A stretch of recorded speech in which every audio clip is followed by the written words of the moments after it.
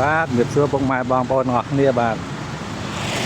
ថ្ងៃនេះបាទថ្ងៃ1ឧសភាឆ្នាំ2025បាទថ្ងៃនេះខ្ញុំដើរហាត់ប្រាណចង់ជំរាបបងប្អូនមួយតាក់ទងមួយម្សិលមិញបាទខ្ញុំចេញពីធ្វើការហើយដើរហាត់ប្រាណបាទដើរហាត់ប្រាណតាមផ្លូវអញ្ចឹងបាទក៏រើសបានទូរស័ព្ទ iPhone មួយបាទ iPhone ផ្នែក3បាទខ្ញុំដើរអញ្ចឹងទៅក៏ឃើញទូរស័ព្ទមួយជ្រុះនៅលើផ្លូវហើយខ្ញុំមើលទៅឃើញសបកខាងខ្នងហ្នឹងបាទខ្ញុំគិតថាប្រហែលជាសបកទូរស័ព្ទឯងមិនមែនទូរស័ព្ទទេបាទអញ្ចឹងខ្ញុំក៏យកជើងយកទៅឆ្កាស់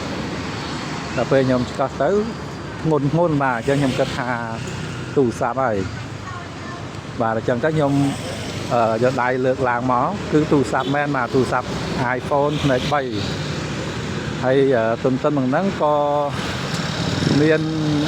ប្តីប្រពន្ធគាត់មកគូនោះបាទគាត់ជិះម៉ូតូទៅហួសហើយប៉ុន្តែពេលហើយគាត់ឃើញខ្ញុំរើសអញ្ចឹងគាត់បោះមកវិញហើយបោះមកវិញអញ្ចឹងទៅខ្ញុំសួរគាត់ថាជាទូរស័ព្ទរបស់គាត់មែនគាត់ថាមែនទេមិនរបស់គាត់ទេបាទអញ្ចឹងខ្ញុំថាអញ្ចឹងបើមិនមែនរបស់គាត់ទេអញ្ចឹងខ្ញុំ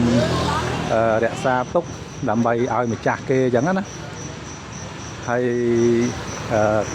បងស្រីជាប្រពន្ធហ្នឹងគាត់បានថាមិនទុកឲ្យខ្ញុំកើតព្រោះខ្លាចខ្ញុំយកស៊ីដាច់អីចឹងណាបាទអញ្ចឹងមើលតំណងគាត់ហ្នឹងគាត់ចង់យកទូរស័ព្ទហ្នឹងហើយខ្ញុំប្រាប់គាត់ថាបងមិនបាច់បារម្ភទេបងមើលខ្សែកខ្ញុំនេះខ្ញុំទាញខ្សែកខ្ញុំពាក់ព្រោះជាទូទៅខ្ញុំពេលទៅណាមកណាខ្ញុំតែងតែមានពាក់ខ្សែកឬក៏ខ្សែដៃអីខ្លះបាទវត្ថុស័ក្តិសិទ្ធិជាប់ខ្លួនខ្លះដើម្បីសុខសប្បាយបាទតែគាត់ចឹងថា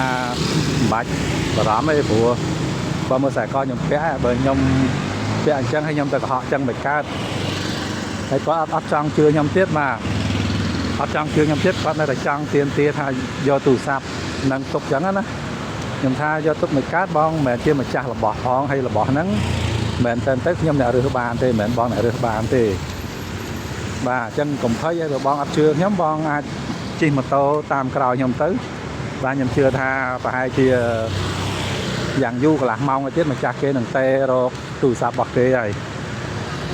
បាទហើយខ្ញុំក៏ដើរទៅមុខទៅហើយគាត់អត់បានជិះតាមក្រោយខ្ញុំទេបាទហើយក្រោយមកបានប្រហែលជា20នាទីក្រោយមកក៏មានទូរស័ព្ទរោបាទទូរស័ព្ទរោគឺជាម្ចាស់ទូរស័ព្ទហ្នឹងបាទគាត់ខលមកខ្ញុំហើយខ្ញុំបានប្រាប់គាត់ថាខ្ញុំរើសបានទូរស័ព្ទរបស់គាត់អញ្ចឹងគាត់អាចបញ្យកបានបាទអញ្ចឹងគាត់ក៏ជិះម៉ូតូមកបាទមកកន្លែងខ្ញុំដើរហាត់ប្រាណហ្នឹងបាទខ្ញុំក៏បកគលទូរស័ព្ទហ្នឹងជូនទៅគាត់បាទហើយគាត់ក៏អរគុណខ្ញុំយ៉ាងច្រើនបាទហើយ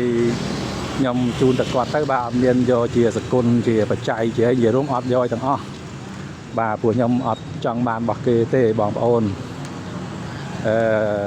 ព្រោះថាខ្ញុំគិតថាបើសិនតែយើងយកទូរស័ព្ទរបស់គេរបស់ហ្នឹងយើងបានយកមកយើងឈូសចោលយកset up អីថ្មីបាទយកឲ្យអ្នកបច្ចេកទេសគេធ្វើទៅគេនឹងអាចយកមកប្រើបានប៉ុន្តែខ្ញុំអត់អាចធ្វើអញ្ចឹងបានទេទីមួយដោយសារខ្ញុំជាអ្នកគោរពវត្ថុស័ក្តិសិទ្ធិបាទខ្ញុំអត់អាច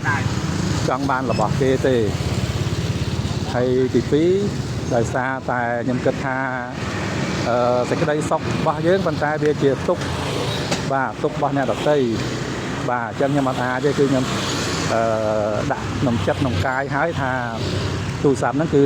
ខ្ញុំនឹងឲ្យទៅម្ចាស់របស់គេបាទហើយមិនសម្លឹងឃើញថាគេឲ្យសគុណហើយគឺខ្ញុំអត់ចង់បានអីទាំងអស់បាទសូមតែឲ្យម្ចាស់គេយកទៅរួចចប់ព្រោះខ្ញុំអត់ចង់ឲ្យមានកម្មពៀជាមួយគ្នាបាទនៅក្នុងជាតិហ្នឹងឬក៏ជាតិក្រោយទេបាទបាទអញ្ចឹងបងអូនប្រុសហ្នឹងគាត់ជិះម៉ូតូមកបាទគាត់អរគុណខ្ញុំបាទលើកដៃសាពះអរគុណហើយគាត់ក៏បាននិយាយដែរគាត់ថាទូរស័ព្ទហ្នឹងបើសិនជាអ្នកផ្សេងរើសបាន ប្រកាសជាបាទហើយ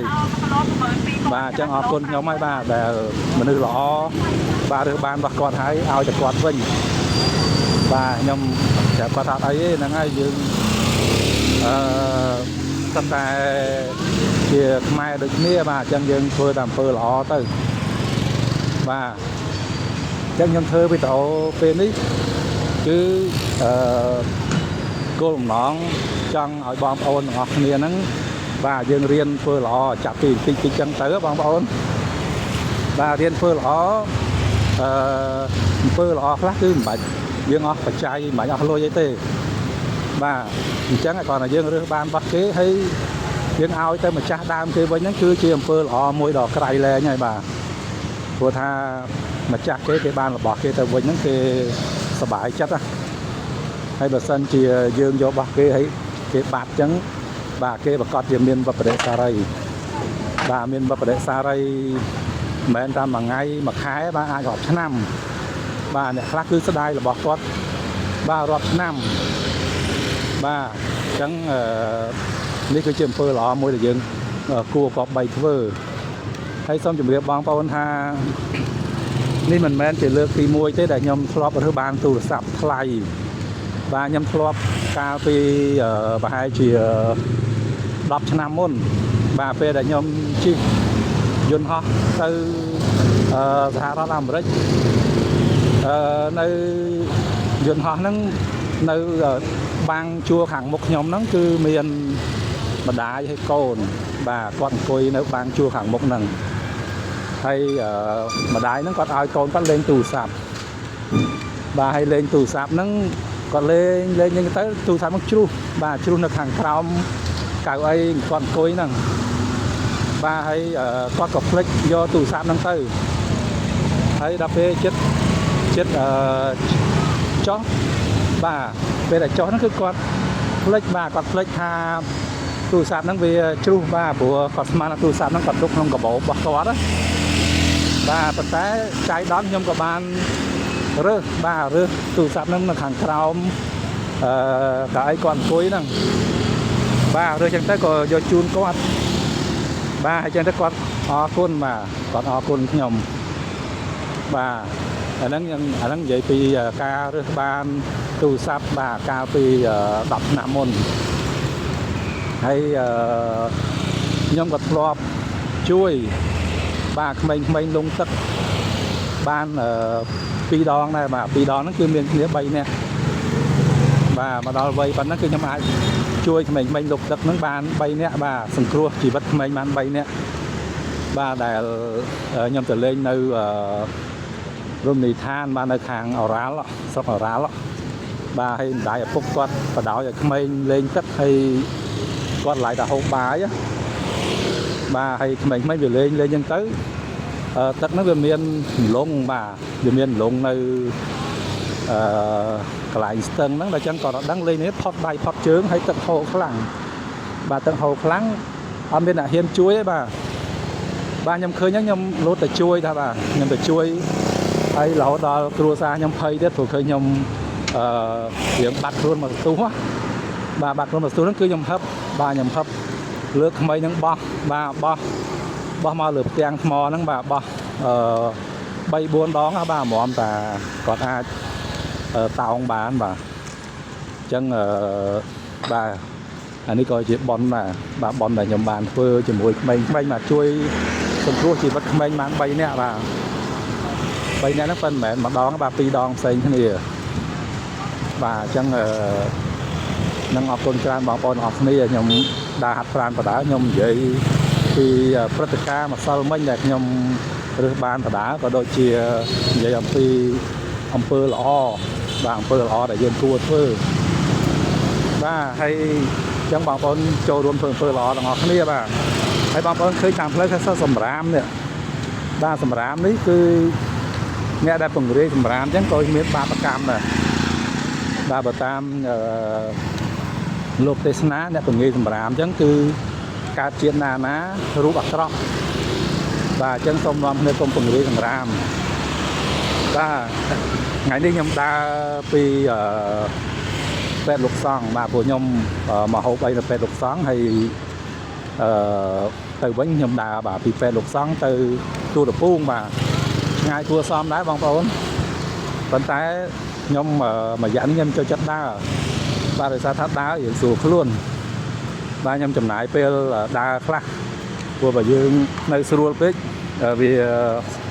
sọc thiếp dương mình sâu lõ cho dương đá chân tới bàn chui bàn chả bà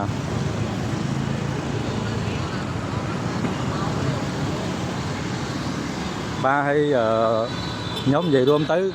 cả lại đá cứ ấp được hết thôi ta cùng nón tha tên đá bán cái nhầm đá rồi bà cùng phong tha cùng ruộng đá từ vật nôm tiết bà đá bị chết từ vật nôm mòn hay ai từ bị chết tới tặc mai với tiết bà nó còn là nông than cá bà đang tha tên bán đá tên ai chặt chặt năng ta mơ tên mà giá đi ba nhầm đá vì các nhóm bà tôi là cuốn tới start Olympic bà từng tư từng màu hay nhóm còn club đá vì các nhóm tôi là cuốn nó tới đo cọp phích đây ba cua xong đá băng tốt đá hay xong chuẩn bị ha ca đá nó rồi sân chụp băng tốt nó sư club đá ai hot bà hot hay của bà bồn con bà đôi nhóm đích xóa mà băng bồn ba hãy đá chẳng sủa luôn á đá chẳng tao đo té đây độ sủa là ba chẳng học con trai bằng bọn họ này ba nhom thua video phần nắng hay sầm sầm tham bằng bọn họ này ba chuyên viên thường phơi lọ họ này ba phơi lọ mình chăm bách là chầm này được trái với ba phơi lọ là dân phơi đại ớt phải trái xong bây ta dương châu rùm thay là xa tạo được tha là tạm phơi nó có chiêm phơi lọ mùi ba hay lược một mọt cái tê mai dương có đôi chia phải chia chung mai dương phong tài bà con bóng ốn hay sông chùm điệp ly bà